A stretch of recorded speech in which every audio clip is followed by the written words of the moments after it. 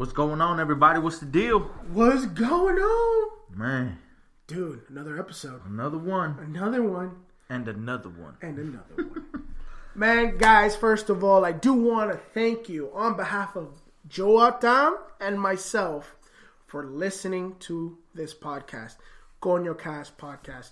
Before we get started and you listen to this week's episode, we want you to do a couple of favors for us. Joa, what can they do for us, man? They can find us on all social media platforms. Facebook, you can find us on Coño Cast, Twitter. Facebook, Instagram. That's right. All of them. Just type in Coño Cast, P-O-D. Coño Cast, P-O-D. And you can find us. Use the link in the bios to find us everywhere. Find our social media. And if you don't want to do that, you can follow me at Sleeves Papi everywhere. Literally, SLEEVEDPAPI. Everywhere. Type it in, you'll see my mug. Joe, where can they find you, buddy? They can find me on all the platforms as well. Twitter and Instagram. All you gotta do is plug in six characters. JOA305. JOA305. And before you get started with this week's episode, guys, hit that pause button. Give us a 5-star review. Look, we're everywhere. We're on Spotify. We're on Stitcher. We're on Spreaker. We're on iTunes. We're on Google Play. Bro, we're even on YouTube. The Tube? The Tube. The Tube. And, you know, starting in the new year, we might even be on Twitch. Come on. So, guys, thank you so much again. Like always. Any questions, email us at conocast.com. We got something bad to say, come catch these hands. And enjoy this week's episode.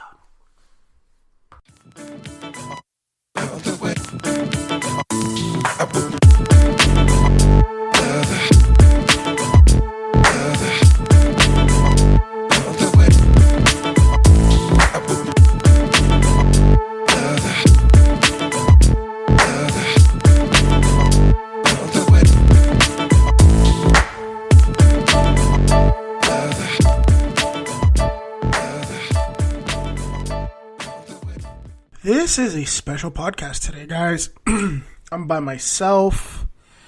I have IG Live going for as long as I record, so it's going to be kind of a simulcast. I'm going to try to take a little 10 minutes of that clip and post it on. But, man, I'm rolling by myself today, so I am all up in your ear. So let me adjust some mic levels, and I think we're good. I think mic levels are good. Not sure.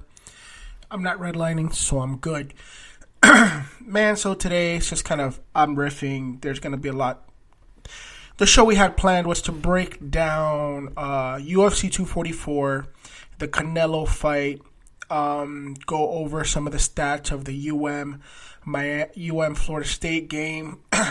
we won, so spoiler alerts. And just kind of go over some things that are on the news or whatnot. So this is our actual show today. I'm just rolling solo.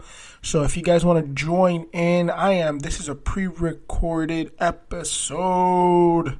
So hopefully this will be out sooner rather than later. That way it doesn't become old news, but it is still news. I wish I had a cup of water on me, but I don't. It's all good. So if I'm coughing a lot, please forgive me. I'm rolling more of the, the Bill Burr style, just turning on the mic, turning on the deal, and rolling together. But before I forget, just a reminder, guys, don't forget to click follow on all forms of social media at Coño Cast Pod, everywhere, Facebook, Instagram, and Twitter.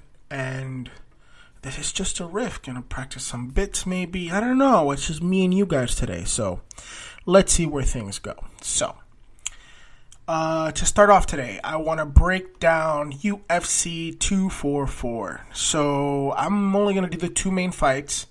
We all know Kevin Lee won. And I got trusty Google today. So let's see. UFC 244 fight card. Boom. So there's a little controversy with last Saturday night's fight card, but before we really get started, I just want to go over the actual fights, give you guys some of the winners and losers. So the top 3 fights, actually, I only got to see the co-main and the main event just due to scheduling issues and whatnot in the place that I was at. But let's start with Darren Till, Kevin Gastelum. Now, Darren Till, if you don't know who he is, Darren Till is a British MMA fighter that lost to Tyron Woodley and to Jorge Masvidal in his last 2 fights. He is a top prospect in the UFC, top contender, coming off 2 losses, but still a fucking killer, guys. This dude is something out of this world. Okay, like his nickname is the Gorilla for a reason. And yeah, this guy, he can do it all. He can do it all, guys. He's just one of those special talents that you just don't know what to do with sometimes. And he's coming up in weight, like I was saying, and fighting a very, very, very tough former title contender in Kelvin Gastelum. Now, Kelvin Gastelum is also coming off a loss to the middleweight champion Style Bender. So, Israel Adesanya. So, this was an interesting fight, man. This was kind of a crossroads fight for both guys. One guy's coming up from 170. The other guy's coming up from staying, fought for a world title. Both guys fought for a world title, but it was an interesting fight. I'll tell you this. Was it a barn burner? No. It was not that exciting to watch. But if you're a tech head like me, there was a lot to break down. So, the story of the fight was 2 things. The clinch work and the leg kicks of Darren Till. Darren Till controlled the distance. Even though he was coming up from 170, he looked the bigger, taller, rangier guy. And you can tell that Kelvin Gastelum had a problem with his size. Now, Darren Till, like I said, they call him the Gorilla. And it was an interesting deal, man, because he straight up did a lot, man. He did a lot for the fight, man. He did one of those things where so the fight starts out, and right away, Kelvin takes the middle of the ring. But even though he's pushing forward, Darren Till is controlling the distance, which is a weird chess match. It took him a while, but he started throwing in leg kicks and body kicks early, By the end of the first round, Kelvin Gastelum's leg looked red, black, and blue. It was disgusting to watch. But interesting, Darren Till has been working on his boxing since his last fight because while they were both southpaw, he was taking advantage of both the inside and the outside game. He was either all the way in or all the way out. He would pop shot him, clinch him up, and you would think in the clinch Kelvin Gastelum would have the upper hand, but not really. Este cabrón just really, fucking this British motherfucker really had his thing going, bro. Like, it was one of those things where Darren Till beat him in the clinch, just a little bit bigger, a little bit stronger. No takedowns really in this fight. There was one solid takedown at the end of the 5th. But the fight was really, like I said, it was a very tactical fight, very technical. Wasn't much of brawling. Kelvin had some success with the boxing, but not really.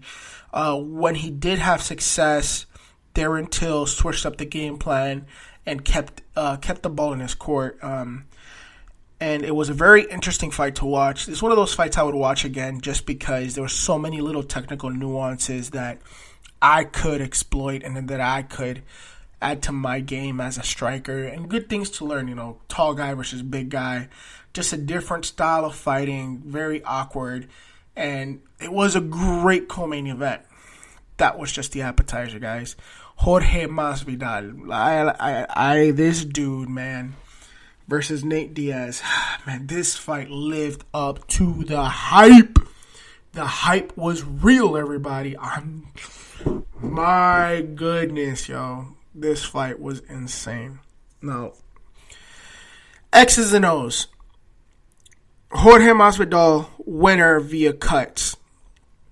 That overshadows the fact how perfect his game plan truly was. His game plan was spotless. I'm telling you, he was so far ahead on the scorecards for my judging that even if Nate Diaz needed to finish Jorge in the 4th and 5th, but if you were watching the fight, I know there's hardcore Nate Diaz fans that are going to say that, Nate Diaz, that's when he comes on. He comes on in the 4th and 5th rounds. That's cool and everything, but he was so far ahead and he was doing so much damage that I really do believe he would have finished him off in the 4th.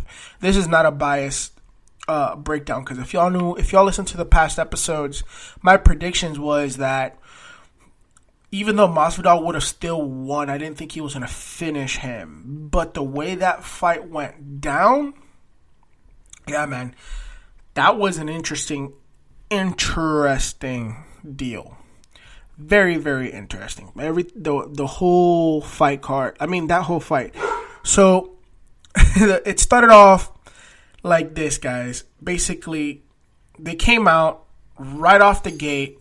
Masvidal fake the flying knee, which put Diaz right away, put him on notice. He ran away from it, started clowning each other.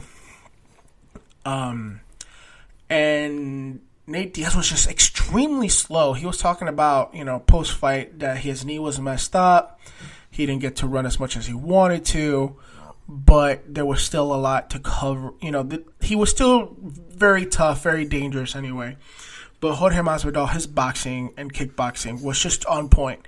From switching stances, throwing right hands, to doing, working the body, working the leg kicks, touching the chin. Oh my God, I cannot speak today.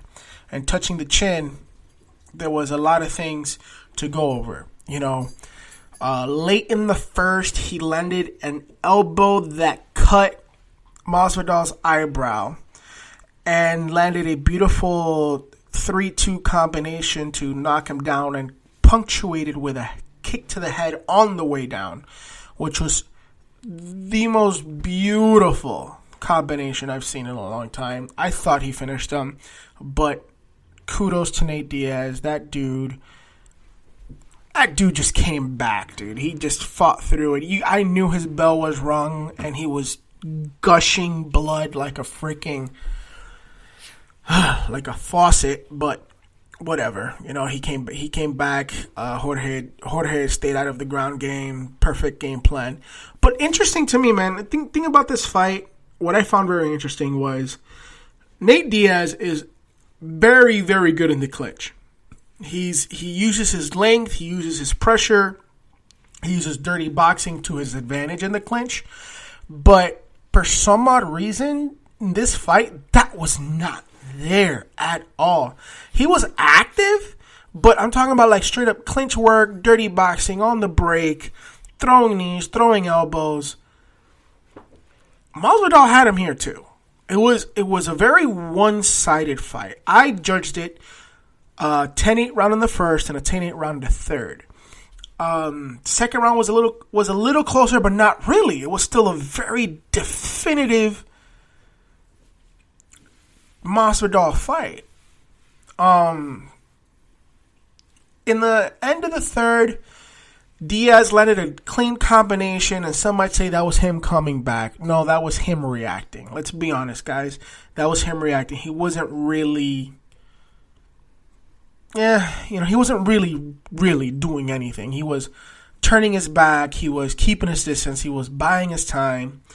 And, I don't know. When you get cut like that over your eye, I don't know if it's right or wrong. But you have to, as a fighter, just have a little more sense of urgency. And that just wasn't there. Maybe he was waiting to the fourth where he could turn it on. But his eye was severely compromised, like I said. Just didn't really pan out, man. Just didn't really pan out. Between the third and the fourth round, doctor stopped it. Man, those pictures that came out afterwards. Dana White sent out a picture on his Instagram showing the Nate Diaz eye.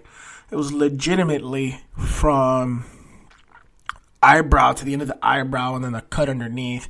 It was a cool 3 inches on the top, 3 inches on the bottom. His eye was about to fall off. It was horrible. I think the doctor made the right call. You know, yeah, it sucked the way